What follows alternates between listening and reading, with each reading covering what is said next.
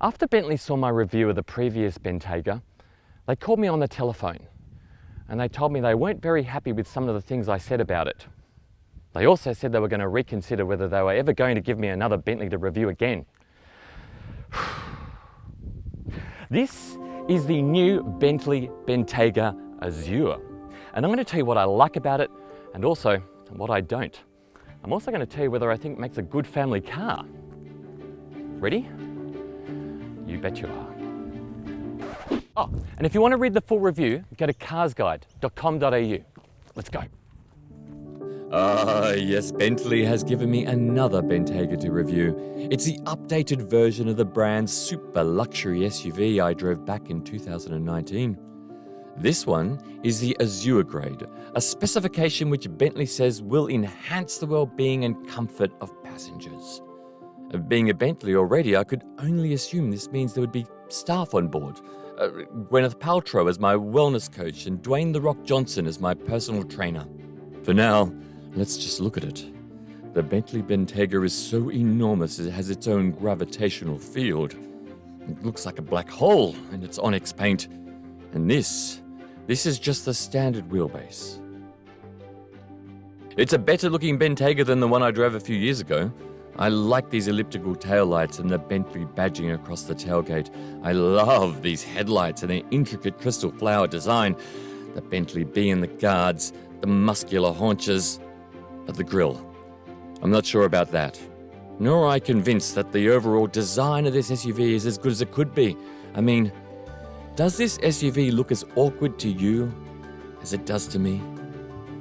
See, Bentley is part of the Volkswagen Group, and the Bentayga's underpinnings are shared by VW for its Touareg, Audi for its Q7, Porsche for its Cayenne, and Lamborghini for its Urus. And I think they all look better, more comfortable in their own skin. Look, I'm sorry. Oh, I don't even know why I'm apologising, but I've got to say I am still not sold on the Bentley Bentayga's looks. No, not even this new updated version of the car. Look, it has Bentley features. It's got Bentley headlights. It's got a Bentley grille. It's got these Bentley rear haunches at the back here. It's even got the Bentley taillights. But to me, this doesn't look like a Bentley. It doesn't blow me away with power and beauty like the Continental GT or the Flying Spur. You look at those cars and just being in their presence completely punches you in the guts and wins you. This doesn't do that for me. And other brands of the same Volkswagen Group, I think, have done a better job of creating SUVs with the same platform. The Lamborghini Urus, for example, the Porsche Cayenne, even the Volkswagen Touareg. No, I think this could look better, a lot better. Let me take you inside. Now this is more like it. Say what you want about the exterior of the Bentayga Azure. This is a beautiful cabin. There's the walnut veneer with its mirror black finish, the chrome plungers which release air from the vents, and then gaze at the upholstery. It's beluga and camel. No, not the actual animals. If only. No, the camel is the brown leather and the beluga is the black. The contrasting stitching in the diamond quilted areas and the steering wheel is courtesy of Bentley's in-house customization department, Mulliner. Mulliner will do anything you ask them to. And I mean anything. But then there's the screen, which seems small, and the multitude of buttons, which seems outdated compared to the minimalist designs we see these days. They also look very familiar looking. I'm sure I've seen these dials and switches and controls in other cars in the Volkswagen Group too. Surely Bentley should have its very own. Okay, here we are in the cabin, obviously. Now it is absolutely exquisite in here. I love this winged design to the dashboard. It sort of mirrors the Bentley badge. I love the stitching in the steering wheel. It's hand stitched, and this leather from cows that have never been bitten by mosquitoes before. Male cows as well. They only use boy cows, bulls, I think they're called. And it's all absolutely superb in here. But do you know what else is superb? A Skoda. That's right, the Skoda Superb, because a lot of the switchgear, a lot of the dials, a lot of the buttons are out of a Skoda. We own a Skoda. This is a very familiar cabin in terms of all the buttons and the dials. In fact, these indicator stalks are from an Audi. And this steering wheel, even though it's got a big Bentley badge there and lovely stitching, this part, the buttons and the dials, they're all out of an Audi as well. And look, there's nothing wrong with that unless it's on a Bentley, because it dilutes that Bentleyness.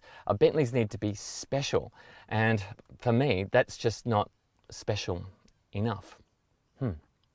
So how much does all this cost? Well, if you've got to ask, you know what they say. But the Bentley Bentayga Azure lists for $475,000, and it has about a dozen options fitted to it, and that takes the price up to $516,000. Now that's before on-road costs like rego and all that type of thing. At $500,000, you are way beyond BMW, way beyond Mercedes-Benz. Even Range Rover can't keep up with that type of pricing. But it's not as expensive as the Rolls-Royce Cullinan, which is $700,000 or thereabouts, or Ferrari's SUV, which is also around 700 grand. No. Where this really is placed is opposite, say, an Aston Martin DBX 707 or a Lamborghini Urus. But those are weapons. This is more a cushion. Let me show you what you get for the money. Coming standard on the Bentayga Azure are the prettiest LED headlights in the world. There's LED taillights too, a proximity key, roof rails and a panoramic glass roof, plus a hands-free tailgate. Inside there's a 10.9-inch media screen, sat-nav, wireless Apple CarPlay and wireless Android Auto. The diamond quilting to the door trims is also standard, and down there are Bentley Sports pedals. Being very high in the Bentayga range, the Azure comes standard with several packages that are optional on lower grades. So while leather upholstery is of course standard, the colour specification package gives you a choice of all interior colour combinations and an extended choice of hide colours. The City specification brings extra safety tech like rear cross traffic alert and a top view camera. The front seat comfort specification adds 20-way power front seats. They're ventilated and massaging, and there's also comfort headrests. The Touring specification adds adaptive cruise control, a head-up display, lane keeping assistance, and night vision. And then the Sunshine package adds electric sunblinds, which is great for the kids in the back. There's also cost options fitted to our car as well.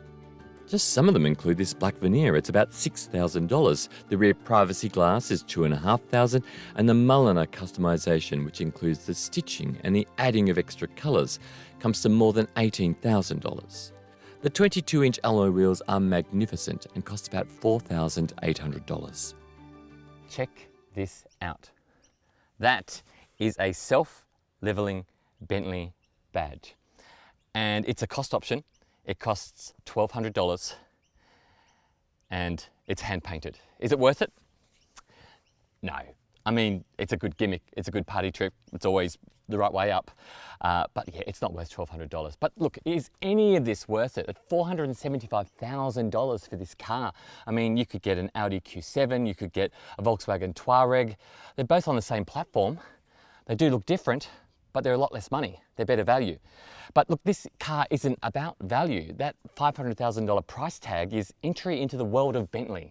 So don't see it as bad value for money, see it as entry into the Bentley club. You also get a car. That's an extra bonus. Look, we know it's not great value, but is it a great family car? Is it practical? Well, we have lived with this car, with my little family of 4, for the past 4 days, and I've done all the things you will with your family, if you've got one. The school trips, the shopping trips, the work commutes, all of that, in the traffic, the suburbs, the country roads, all of that type of stuff. And we found that it is practical. Let me show you the things I loved and I didn't love. The first thing which I did love were these doors. Now they're big and they're wide and they open nice and tall. Entry and exiting is really easy. They are also quite light. So for my 8-year-old, he could open and shut these doors, no problems at all. In the long wheelbase Range Rover, he had trouble doing that. These are actually quite light. Now let me show you legroom. Now space inside the Bentayga is enormous. I'm 189 centimeters tall and I've got So much room, so much headroom, so much legroom. It's fantastic. And storage in here is also really good. Enormous door pockets. They're like buckets. There's a deep center console box. There's cup holders everywhere. It's actually really, really good in terms of cabin storage and space and room. Let me show you the boot. Oh, before I do, check out these doors. They're soft closed doors. So when you close them, and they don't go the whole way, they go the rest of the way for you. I'll do that again for you. Go do it closer. There we go. Click.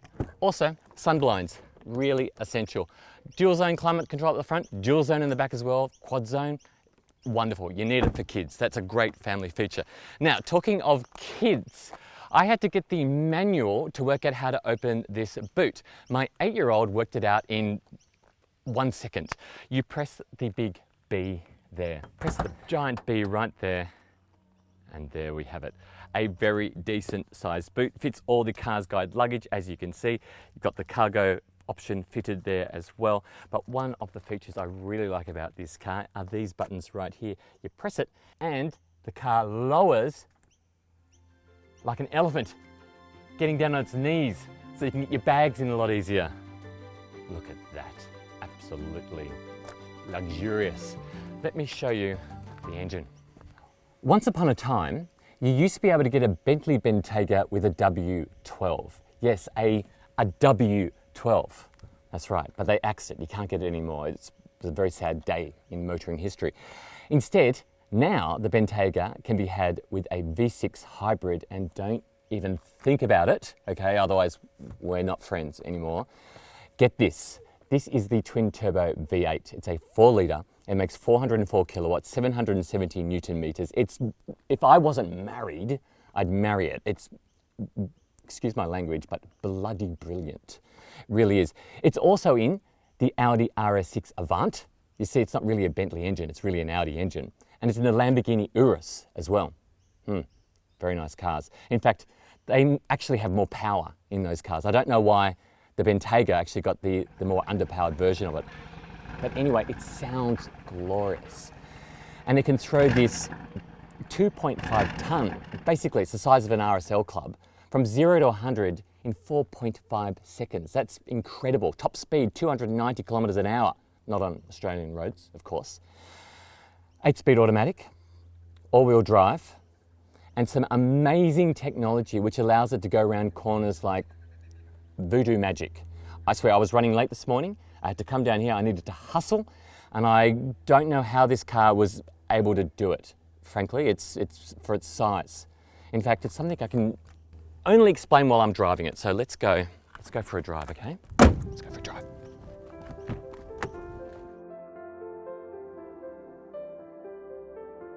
Now, one of the reasons why an SUV of this size is handling roads like this, corners like this so impossibly well is because it has what's called Bentley Dynamic Ride. That's right, Bentley Dynamic Ride.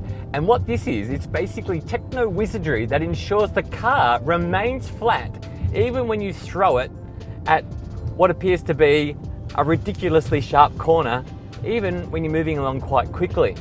And it defies the imagination because as you're driving around, the bonnet isn't leaning, the car isn't leaning. You stay entirely flat. So it's just this out-of-body experience, and the control of the actual car's body is incredible. And that means it's not just dynamic, but it's also good for people who get car sickness, so it improves the level of comfort as well. Absolutely magical. How is this happening? Now, when it comes to comfort, it is absolutely superb. We'll pop it in the comfort mode right there. There we go. We are now in the comfort mode, and things become a little bit more serene. The engine quietens down. The shifting responses aren't as rapid, and everything just becomes a lot more tranquil. Ah, those brakes. I should mention the brakes. The brakes are enormous, and they pull up 2.5 tons in next to no time. That is so reassuring. And acceleration, let's go. What? How is that possible? How is that possible? Whew. That is ridiculous. That engine, that all-wheel drive, the traction, superb, and the steering. This car is so easy to drive day to day. As I said, I've done all the daycare drop-offs and the pickups and the shopping centres and you name it. The visibility is really good because the glass is so big. There's plenty of room up front. My elbows aren't touching anything. A big seat as well if you're a little bit larger like me. Really, it's an easy car to live with and drive, whether it's performance or whether it's shopping centres. All right, let's talk safety. Now, the Bentley Bentayga does not have an ANCAP rating. It hasn't been crash tested, and don't get suspicious. This is normal. Super high-end cars tend not to be crash tested, but rest assured, it's safe. There's plenty of safety equipment on board as well. AEB, lane keeping assistance, blind spot warning, the lot. Now, the Azure grade also comes standard with a whole lot of packages, and in one of those packages is night vision. That's right. No, you don't put goggles on, or that would be pretty cool as well. No, you get night vision through your display, and it's remarkably good. It's actually helped me out a few times where I've come around a corner and the night vision has picked up something in the distance before I've actually spotted it with my own eyeballs. Now, when it comes to ownership costs, the Bentayga is covered by Bentley's 3-year unlimited kilometre warranty. Now, that's quite low compared to mainstream brands, which are 5 years unlimited or 7 years in some cases. But 3 years is pretty much par for the course for super high-end brands like Bentley. Now, fuel economy. Bentley says that after a combination of open and urban roads, you should use 11.4 litres per 100 kilometres of petrol. Now, what's our fuel economy at the moment? It's 22.8 litres per 100. So we're using double what you should. So look, if you do like a bit of a drive and you have had heavy traffic like we had this morning, and I've been calculating this over the course of the day, so far it's been 95 kilometres, we have used 22.8 litres so far. Add a bit more serene suburban driving and it should be a lot lower. So there you have it, the Bentley Bentayga Azure. It's big, it's powerful, it sounds like the end of the world. It's luxurious, actually it's ultra luxurious. It's beyond BMW Prestige, it's beyond Mercedes-Benz, even Range Rover. But is it worth $500,000? Look, as I said, it's not about that. It's not about value for money at this price point. I mean, what that price gives you is entry into the world of Bentley. That's why you're paying it. That's right. And compared to Rolls-Royce Cullinan, it's a bargain.